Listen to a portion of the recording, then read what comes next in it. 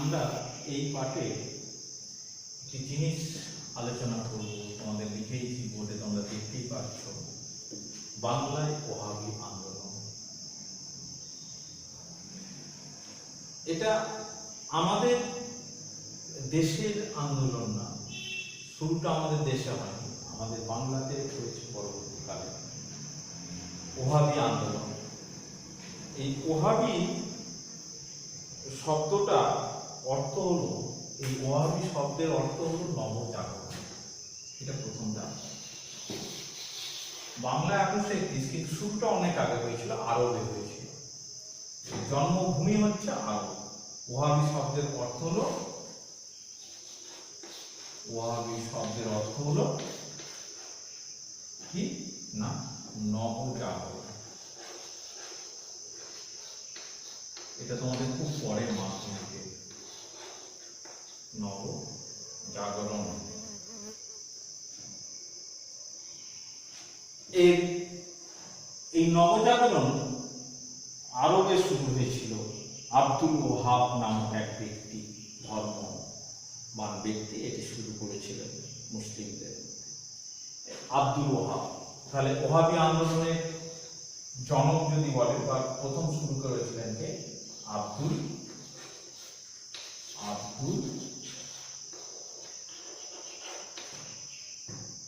ওহাব। এই দেখো ওহাব, এই ওহাব থেকে কিন্তু ওহাবি, ওহাব থেকেই ওহাবি। এনার সময়কালটা একটু বলে দিই তোমাদের, ইতিহাসে তো 1703 থেকে 1753। অষ্টাদশ শতকে মূলত কোরআনকে কেন্দ্র করে মুসলিমদের শুদ্ধিকরণ, এইটি ছিল মূল লক্ষ্য। অষ্টাদশ শতকে এটি আরবে, এই ওহাবি আন্দোলন আরবে কিন্তু ওহাবি আন্দোলন নামে পরিচিত ছিল না। এটি ছিল তারিক-ই-মুহাম্মদিয়া। তারিক-ই-মুহাম্মদিয়া।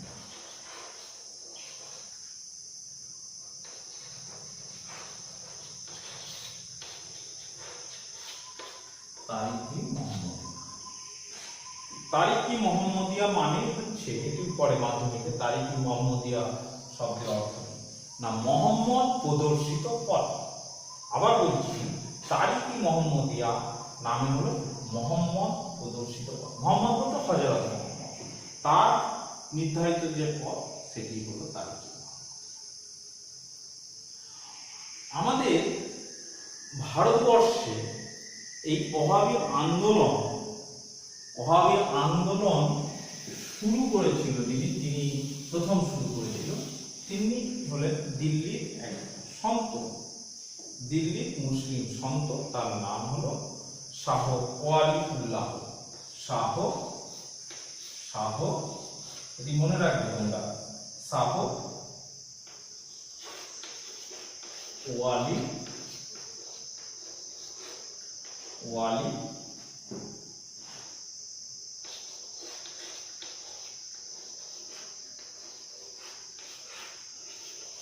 উল্লাহ, শাহ ওয়ালিউল্লাহ, এবং তার পুত্র আজিজ, তার পুত্র ও তার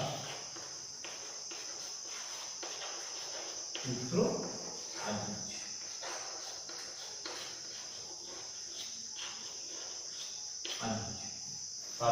আজিজ। এই দুজন প্রথমে ইসলামের শুদ্ধিকরণ করার উদ্দেশ্যে ঘটিয়ে সমাজকে পবিত্র করার উদ্দেশ্যে তারা, এবং কোরআনের নির্দেশ অনুসারে। তাহলে দেখো, তিনটে শব্দ আমি ব্যবহার করলাম এখানে, তিনটে শব্দ। প্রথম বলছি ইসলামের শুদ্ধকরণ করা দরকার, আগে হচ্ছে সমাজকে পবিত্র করা দরকার, আর 3 নম্বর হচ্ছে কোরআনের নির্দেশ অনুসারে চলা। এই ধর্মমতের মূল কথা ভারতবর্ষে তাহলে এনেছিল শাহ ওয়ালিউল্লাহ, তার পুত্র আজিজ। সমাজ গড়ে তোলা। কিন্তু এটা তো গেল, এই আন্দোলনের প্রকৃত প্রতিষ্ঠাতা ভারতবর্ষের যার সময় এই আন্দোলনটি সবচেয়ে বেশি জনপ্রিয়তা অর্জন করেছিল, যাকে প্রকৃত প্রতিষ্ঠাতা বলা হয়, তিনি হলেন সৈয়দ আহমদ। সৈয়দ আহমদ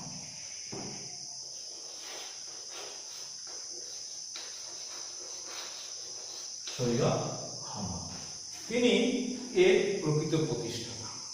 এনার সময়কালটা একটু তোমাদের জানা দরকার। এনার সময়কালটা হচ্ছে 1786 থেকে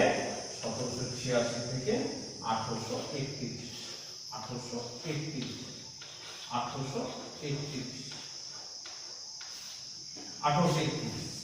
এবং পরে এই তিনি তাহলে ভারতবর্ষে ওহাবী আন্দোলনের প্রকৃত প্রতিষ্ঠাতাকে সৈয়দ আহমদ 1786 থেকে 1831। এই 1831 খ্রিস্টাব্দে শিখদের সাথে বালাকোটের যুদ্ধে তিনি পরাজিত নিহত হন।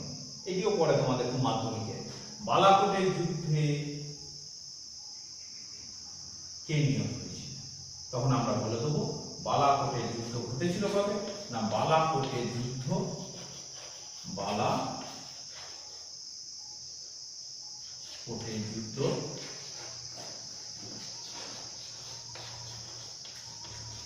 হয়েছিল 1831 শিখদের সাথে সৈয়দ আহমদ, এবং তিনি পরাজিত হয়েছিলেন ও নিহত হয়েছিলেন। এই ধর্মপ্রাণ ব্যক্তি সংস্পর্শে বাংলায় যিনি ওহাবী আন্দোলন এনেছিলেন তিনি হলেন মীর নিসার আলী। এই মীর নিসার আলী বাংলাতে যিনি সমধিক নামে পরিচিত তিনি হলেন তিতুমীর। তাহলে তিতুমীর বাংলাতে এতক্ষণে আমি এলাম, তোমাদের একটু ওহাবী আন্দোলন সম্পর্কে পূর্ব কথাটা একটু মনে করালাম, সে লিখতেও হবে তিতুমীর। তাহলে বাংলায় ওহাবী আন্দোলন এনেছিলেন তিতুমীর।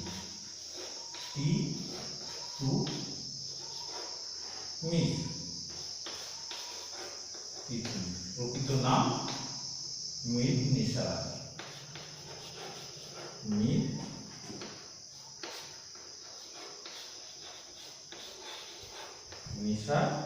আলী। এটা পরে খুব তোমাদের, ওই জন্য তোমাদেরকে লিখে দিচ্ছি মীর নিসার আলী। প্রকৃত তিতুমীরের প্রকৃত নাম মীর নিসার আলী। ইনি মক্কা যাওয়ার সময়, মক্কা ভ্রমণ, তাদের ইসলামীয় রীতি অনুযায়ী মক্কা যাত্রা, হজ যাত্রা যেটা আমরা বলছি, সৈয়দ আহমেদের সংস্পর্শে বা সান্নিধ্যে আসে, এবং এই সান্নিধ্যে আসার পরেই তার ভাবান্তর পরিবর্তন আসে, এবং তিনি বাংলায় ফিরে এসে তারিকি মোহাম্মদিয়া অর্থাৎ ওহাবী আন্দোলনের তারিকি মোহাম্মদিয়া এই আদর্শ অর্থাৎ মোহাম্মদ প্রদর্শিত পথ এর আদর্শ প্রচার করতেন। তাহলে মোহাম্মদ প্রদর্শিত আদর্শের পথে আমি বলেছি, একটু আগেই বললাম, পবিত্র সমাজ গঠন, ইসলামের শুদ্ধিকরণ আর কি কোরআনের নির্দেশ অনুসারে চলা, এই তিনটে আদর্শ তিনি প্রচার করতে থাকেন। এবং সেই সময় আমরা যদি দেখি এই তিতুমীর এর যে সময়কালটা একটুখানি জানাই তোমাদের, তিতুমীরের সময়কালটা একটুখানি দিয়ে দিই তোমাদের সুবিধা হবে। 1782 থেকে 1831। দেখো সৈয়দ আহমেদের 1831, তিতুমীরও 1831। যাই এই তিনি এসে দেখলেন যে বাংলায় তখন ব্রিটিশ শাসনের রাজত্বকাল চলছে, ব্রিটিশ শাসন, এবং মীর নিসার আলী হজ থেকে ফিরে এসে ভারতে ওহাবী আন্দোলনের প্রাণপুরুষ সৈয়দ আহমেদের সংস্পর্শে এসে তিনি বাংলায় ফিরে হতদরিদ্র নির্যাতিত মুসলিমদের অত্যাচারী জমিদার মহাজন এবং তার সাথে নীলকর সাহেবদের বিরুদ্ধে এক শক্তিশালী আন্দোলন গড়ে তোলার চেষ্টা, এবং তার প্রধান কেন্দ্র হিসাবে তিনি বাছলেন, কোথায় বাছলেন না 24 পরগনা নারকেলবেড়িয়াতে। একটু মীর নিসার আলী সম্পর্কে তোমাদেরকে জানিয়ে দিই। 1782 খ্রিস্টাব্দে তিনি উত্তর 24 পরগনার নারকেলবেড়িয়ার কাছে এক কৃষক পরিবারে জন্মগ্রহণ করেন। তিনি প্রাথমিক পর্বে জমিদারের লেঠেল হিসাবে কাজ করতেন এবং এই অভিজ্ঞতার মাধ্যমে জমিদারি অত্যাচারের স্বরূপ তিনি বুঝতে পেরেছিলেন। তিনি এই ফিরে এসে তিনি এই গোবরডাঙ্গা এবং নারকেলবেড়িয়াতে ওহাবি আন্দোলনের যে আদর্শ সেটা প্রচার করতে লাগলেন এবং এখানে তিনি নারকেলবেড়িয়াতে বাঁশের কেল্লা নির্মাণ করেছিলেন এবং সেই বাঁশের কেল্লা নির্মাণ করে তিতুমিরের নেতৃত্বে 24 পরগনায় নদিয়া, যশোর, মালদহ, রাজশাহী, ঢাকা প্রভৃতি জেলাতে ওহাবি আন্দোলন দ্রুত ছড়িয়ে দিয়েছিলেন।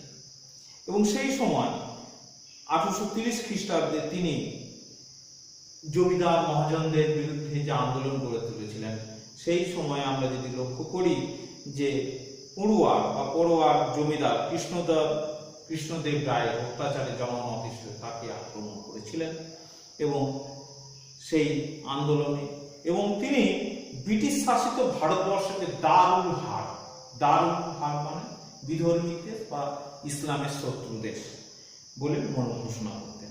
এর জন্য ভারতবর্ষকে কি করতে হবে না, দারুল ইসলাম কোরআনের মত অনুসারে ভারতবর্ষে ইসলামের মিত্র দেশে পরিণত করতে হবে, অর্থাৎ ইসলামের পবিত্র ভূমিতে পরিণত হতে তার তিনি ডাক দিলেন। এবং বিস্তীর্ণ বারাসাত অঞ্চলে তিনি এই আন্দোলন ছড়িয়ে দিলেন এবং নিজেকে বাদশাহ বলে ঘোষণা করলেন, এবং তার প্রধানমন্ত্রী হলেন মঈনুদ্দিন। তিনি নিজে বাদশাহ এবং তার প্রধানমন্ত্রী মঈনুদ্দিন, এবং সেনাপতি হলেন গোলাম মাসুমকে তিনি সেনাপতি ঘোষণা করলেন এবং বাঁশের কেল্লা তৈরি করে তার সেখানে দপ্তর প্রতিষ্ঠা করলেন। এবং এই ঘটনা ইতিহাসে বারাসাত বিদ্রোহ নামে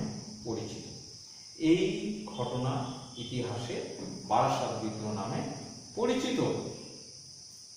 এবং এই বারাসাত বিদ্রোহে আমরা যদি দেখি যে শেষ পর্যন্ত নীলকর বাহিনী তিতুমিরের কাছে পরাজিত হয়েছিলেন, স্থানীয় জমিদার এবং নীলকর বাহিনী পরাজিত হয়েছিল।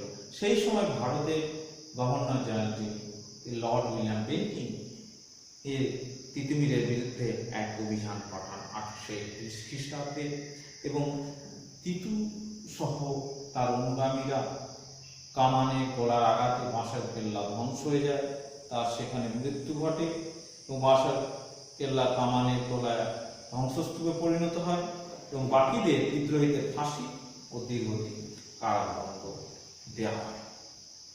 এখন এই বারাসাত বিদ্রোহ তো আমরা এটা জানলাম তিতুমিরের। এখন এর বৈশিষ্ট্যগুলো যদি পর্যালোচনা করলে ইসলাম ধর্মের প্রচলিত কুসংস্কারগুলি দূর করে পবিত্র কোরআন অনুসারে বিশুদ্ধ সমাজ, যেটা শুদ্ধিকরণ ঘটানো, এটি প্রধান লক্ষ্য ছিল। দ্বিতীয়ত আমরা বলতে পারি ধর্মীয় উদ্দেশ্যে পরিচালিত হলেও জমিদার মহাজন এবং নীলকরদের বিরুদ্ধে পরিচালিত হয় এই আন্দোলন, অর্থাৎ কৃষক আন্দোলন।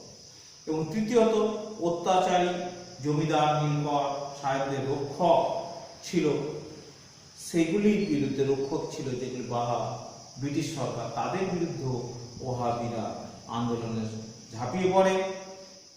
এবং চতুর্থ আমরা বলতে পারি যে ব্রিটিশ শাসনের কিন্তু বারাসাত অঞ্চলে, বিস্তীর্ণ অঞ্চলে তার পরিসমাপ্তি কিছুদিনের জন্য ঘটিয়েছিল। এবং পঞ্চমত ইসলামের নীতি আদর্শের প্রাধান্য থাকলেও মুসলিমদের সঙ্গে বহু নিম্ন দরিদ্র মানুষ এতে যোগদান করেছিল এবং নিম্নবর্ণের হিন্দুরাও এতে সামিল হয়েছিল। এখান থেকে আমরা বলবো যে তিতুমিরে যে আন্দোলন ব্যর্থ হলো, এই গুরুত্বকে মোটেই অস্বীকার করা যায় না এবং উভয় ধর্মের মধ্যে একটা সামঞ্জস্য বিধান হয়েছিল ব্রিটিশদের বিরুদ্ধে এবং জমিদার মহাজনরা তারা উপলব্ধি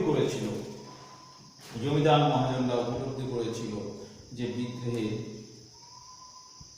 ভারতীয় অর্থাৎ বাংলার জনগণ বিতশ্রদ্ধ তাদের উপর এবং পবিত্র কোরআন অর্থাৎ পবিত্র কোরআনে ফিরে যাওয়ার নির্দেশ দেওয়া হয়েছিল। এর ফলে পরবর্তীকালে আতঙ্কগ্রস্ত হয়ে পড়ে হিন্দুরা এবং হিন্দু মুসলিমের মধ্যে ঐক্যে ফাটল ধরে। শেষ পর্যন্ত এই আন্দোলন স্থিমিত হয়ে যায়। এই নিয়ে ঐতিহাসিকদের মধ্যে ভীষণ রকম মতভেদ আছে এবং রমেশচন্দ্র মজুমদার, বিহারীলাল সরকার, কুমুদনাথ মল্লিক প্রমুখ একে সাম্প্রদায়িক আন্দোলন বলে অভিহিত করছেন। অনেকে আবার বলছেন ধর্মোন্মাদ মুসলিমদের কাণ্ড, মুসলমানদের কাণ্ড এবং হিন্দু বিরোধী। অন্যদিকে হান্টার, থর্নটন প্রমুখ ঐতিহাসিক কোনো সাম্প্রদায়িকতার ছাপ তারা দেখতে পারেননি। যাই হোক, আমরা একটা পরিসর শেষে বলবো এই আন্দোলন ভারতীয় জনগণকে একসাথে আন্দোলন করার পথ দেখিয়েছিল এবং বাংলার দিকে কৃষক আন্দোলনকে আরো জোরদার করেছিল। এখান থেকে একটা সুন্দর বড় প্রশ্ন এসে থাকে যে